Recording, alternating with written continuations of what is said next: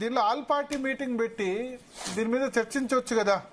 Important 400 ఎకరాలు. కాంగ్రెస్ ప్రభుత్వము నియంతృత్వంగా ఉండదు, ఎప్పటికప్పుడు సమాచారం చెప్తాను. ఈ భూమి పైన ఎట్లా చేశారంటే ఒకవైపు విద్యార్థులు, మరోవైపు ప్రతిపక్షాలు, ఇంకోవైపు పర్యావరణ ప్రేమికులు ముప్పేట దాడి చేస్తున్నారు. ప్రభుత్వం ఈ విషయంలో ఎందుకు మొండిగా పోతోంది అసలు? హలో చెప్పండి దీన్ని ఒక పథకం ప్రకారం మొదట ఏమన్నారు, ఇది యూనివర్సిటీ భూమి అని చెప్పేసి మొత్తం ప్రచారం చేశారు. ఎప్పుడైతే ప్రభుత్వం దస్త్రాలతో ఆధారాలతో మొత్తం బయట పెట్టేసరికి మళ్ళీ ఏమన్నారు, జీవ వైవిధ్యం గుర్తొచ్చింది వీళ్ళకి. అప్పటిదాకా గుర్తులాడా జీవ వైవిధ్యం మాకు తెలుసా ఏం జరుగుతుందో ఏముంటదో. ఇలా రోహిత్ వేముల చనిపోతే, ఒక మనిషి చనిపోతే ఎఫ్ఐఆర్ నమోదు చేయని బీఆర్ఎస్ నాయకులు, ఒక రోహిత్ వేముల చావు కారణమైన బీజేపీ నాయకులు జీవ వైవిధ్యం గురించి మాట్లాడితే విచిత్రంగా ఉంది. నేను ఏమంటున్నానంటే, అక్కడ నిజంగా ఉస్మానియా యూనివర్సిటీలో కూడా నెమళ్ళు ఉన్నాయి, ఒకప్పుడు ఓయూలో కూడా జింకలు ఉన్నాయి. అక్కడ సురక్షితంగా దాన్ని చేశారు. వాటిని వనస్థలిపురంలో అక్కడ జింకల సంరక్షణ కేంద్రంలో వాటిని చేర్చారు. ఇక్కడ కూడా కొద్ది గొప్ప చూడండి, మొత్తం కూడా అడవి చిట్టడివిలా చిన్న చిన్న మొక్కలు ఉన్నాయి. అక్కడ కూడా భవనాలు వెలిసినాయి, కాలుష్యం అవుతుంది. రేపొద్దున ఇట్లనే ఉపేక్షిస్తే ఆ ప్రాంతాన్ని కూడా ఎవడో కబ్జా చేసి మళ్ళీ కోర్టుకు వేస్తే మళ్ళీ సంవత్సరాలు బట్టే అవకాశం ఉంది. ఇప్పటికే 24 ఏళ్ల భూమిని ప్రభుత్వం కాపాడింది. రేవంత్ రెడ్డి గారిని అభినందించండి.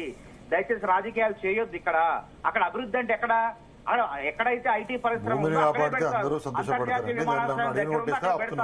ఆ ప్రాంతాన్ని వేరే దగ్గర కూడా అభివృద్ధి చేసుకున్నాం.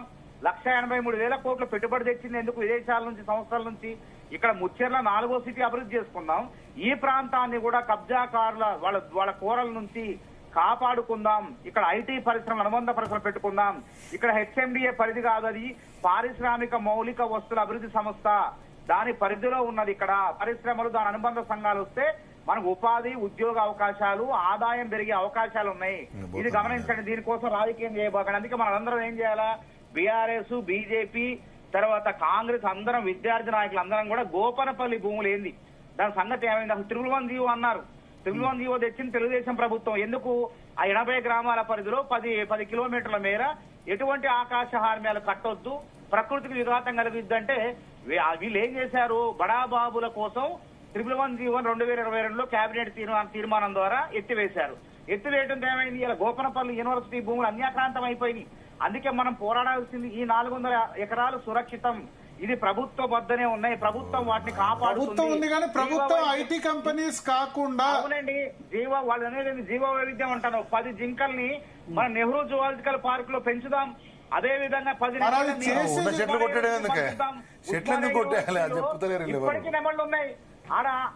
అది మొత్తం కూడా అభివృద్ధి చెందుతుంది. కాదు మనోతరయ్య గారు, ఇవన్నీ చేసి జేసీబీలు పెడితే అయిపోతుండే కదా. ఇప్పుడు అక్కడ ఏమైంది, ఇవన్నీ జేసీబీలు దించి అవన్నీ చెట్లు అవన్నీ క్లీన్ చేసేసరికి, డ్రోన్ విజువల్స్ వచ్చేసరికి ఒక్కసారిగా రివోల్ట్ వచ్చింది కదా. అట్లేం లేదండి, జీవ వైవిధ్యాన్ని ఇప్పుడు మీరు జింకల్ని వాటిని జూలాజికల్ పార్క్ కు షిఫ్ట్ చేసి, నెమలను షిఫ్ట్ చేసి, తర్వాత ఆ చెట్లను కొట్టేయకుండా ఉంటే అయిపోతుండే కదా. ఇప్పుడు చెట్లను ఒక చెట్టు కొట్టేస్తే 1000 చెట్లు నాటుతారు. ఆ నిబంధనలు ఉన్నాయి. పర్యావరణ నిబంధనలకు ఎటువంటి విఘాతం కలగకుండా ప్రభుత్వమే అక్కడ అభివృద్ధి చేసే కార్యక్రమాలు చేస్తుంది. ఇది తెలంగాణ అభివృద్ధి.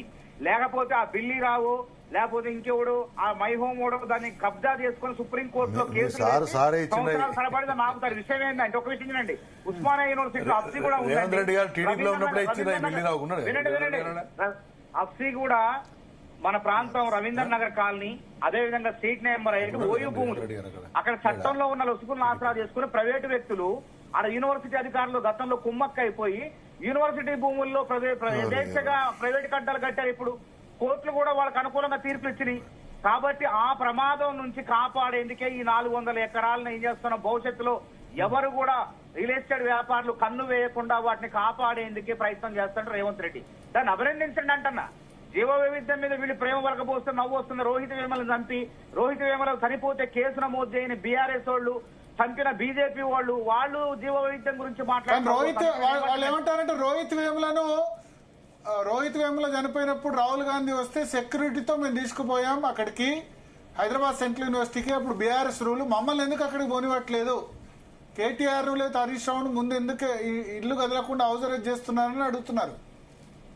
అక్కడ ఇప్పుడు అనవసర విషయాల్లో కావాలని దానికి రాజకీయ రంగు పులిమి ఆడ ప్రశాంతమైనటువంటి హైదరాబాద్ సెంట్రల్ యూనివర్సిటీ వాతావరణాన్ని రెచ్చగొట్టింది ఎవరు? కళ్ళ ముందు కనపట్లేదా? ఒక ప్రభుత్వం నేను ఏమంటున్నంటే వీళ్ళపై సిబిఐ విచారణ ఎవరిపై జరపాలా? సెంట్రల్ యూనివర్సిటీ అధికారులు ఎందుకు అలసత్వం ప్రదర్శించారు? మానవతరాయ్ గారు ఇప్పుడు ఈ విషయంపై విద్యార్థులు, మరోవైపు ప్రతిపక్షాలు, ఇంకోవైపు పర్యావరణ ప్రేమికులు కూడా ఈ విషయంలో తప్పు పడుతున్నారు కదా, మరి ఏంటి ప్రభుత్వం ఈ విషయంలో ఎందుకు మొండిగా పోతుంది? పర్యావరణ ప్రేమికులు అంటే ఒక్క పక్కన ఉండరు. గోపనపల్లిలో కూడా పర్యావరణం ఉంది. ఆ గోపనపల్లి మీద పోదాం పాండి అంటున్నాం మనం. ఇప్పుడు అది యూనివర్సిటీ సెంట్రల్ గవర్నమెంట్ పాత్ర కూడా ఉంది. సెంట్రల్ గవర్నమెంట్ మానవ వనరుల అభివృద్ధి శాఖ నిద్రపోతుందా? 390 ఎకరాలు 94 ఎకరాలు అన్యాక్రాంతం అయితే యూనివర్సిటీ అధికారులు అమ్ముడు పోయారు. అందుకే నేను ఏమంటున్నంటే సిబిఐ విచారణ జరిపి అసలు యూనివర్సిటీ అధికారులు బొక్కలేయాలంటున్నాం మేము.